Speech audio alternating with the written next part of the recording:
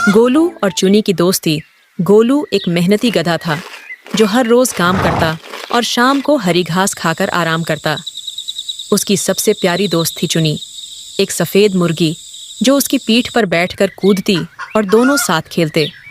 एक दिन गोलू के मालिक ने फैसला किया कि चुनी अब बूढ़ी हो गई है, इसीलिए उसे बाजार ले जाकर बेच देगा। गोलू उदास हो गया, लेकिन मजबूर था। बाजार में भीड़ थी।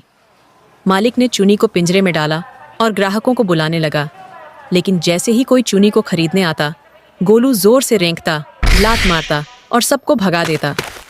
कोई भी चुनी को खरीद नहीं पाया। आखिरकार एक बूढ़े आदमी ने चुनी खरीद ली। गोलू की आंखों में आंसू आ गए, लेकिन जैसे ही बूढ़ा आदमी चुनी को लेकर जाने लगा, चुनी अचानक पिंजरे से निकल भागी और गोलू के पास दौड़ आई। गोलू भी उसके साथ दौड़ा। दोनों बाजार की भीड़ से निकलकर जंगल की ओर भाग गए। वहां हरी घास और रंग बिरंगे फूल थे। गोलू ने चुनी को नदी पार करवाई।